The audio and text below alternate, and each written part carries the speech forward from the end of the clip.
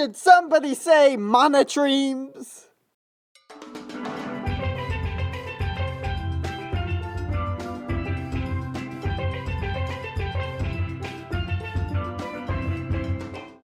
Hey everybody, I'm Animal Boy and welcome to Amazing Animal News, the show that brings you happy news about animals! Let me paint a picture for you. The year was 1998. Google had just been founded, and Britain and Ireland had signed the Good Friday Agreement. While looking through the collection at the Dutch Natural History Museum, curators found this specimen of a long-beaked echidna collected from the Cyclops Mountains of New Guinea in 1961. Long-beaked echidnas are a type of monotreme, an amazing animal family that also includes the short-beaked echidna and the platypus. In case you haven't been able to tell, this family is whack. They look like they were made out of stuff from God's junk drawer. And I think I'm a hodgepodge. Here I feel at home, which is why they are my favorite animal family in the entire animal kingdom. They're all mammals, but they lay eggs! How weird is that?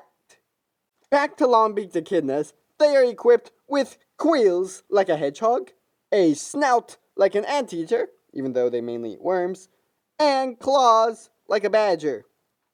After further examination of this specific specimen, scientists thought that, hey, this echidna right here is a little smaller than echidnas normally are. And after even further investigation by scientists such as Tim Flannery and Colin Groves, they determined that this echidna was a completely different species than normal long-beaked echidnas. They decided to name the species Zyglosus attenborough, after famous naturalist Sir David Attenborough, the greatest man to exist at this time. At the time, people thought this echidna was extinct upon discovery. I mean, one hadn't been seen since this specimen was captured, at least not in the Cyclops Mountains, where this animal is only known to live. In 2007, conservationists from the organization known as EDGE did find some tracks and burrows of the echidna, but alas, there was no physical one. Was all hope lost? Was the Attenborough's echidna truly gone? Well, if you click on this video, then you and I both know the answer to that question, since the Attenborough's echidna was just seen for the first time in 60 years in the Cyclops Mountains of New Guinea after having been seen 6. It's still alive! It's still alive! Yay! I was very happy when I heard this news. According to Dr. James Kempton, the leading biologist from the expedition, this footage of a live Attenborough's long-beaked echidna was found on the very last SD card of the very last trail camera on the very last day of the expedition. They could make a movie out of this, and they should.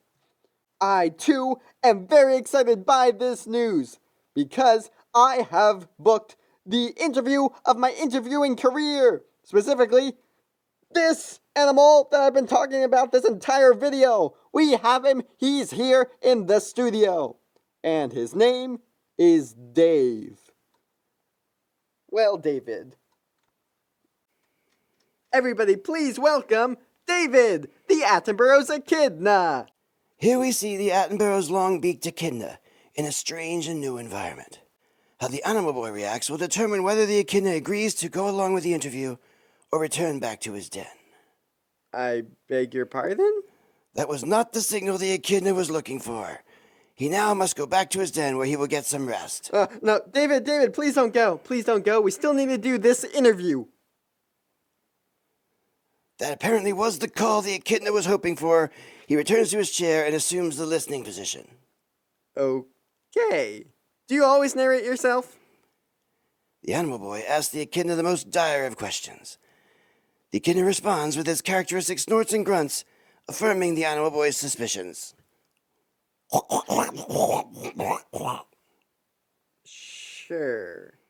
So, David, how does it feel to come out after 60 years? The echidna is confused by the questioning of his sexuality. He expected the animal boy to approach this interview in a far less amorous way. No, that's not what I meant. I should have worded these questions If there is better. any chance the animal boy is to preserve this interview, he must act now. Otherwise, our grandchildren will never get to see the beauty of this unique creature. Please stay. I have 7 more questions. This was so hard to get this interview. Okay, number 2. The What do you echidna has eat? decided enough is enough. He will return to his den, where he will stay until he emerges in another 60 years. No, David, please come back. Dave, stay. Dave.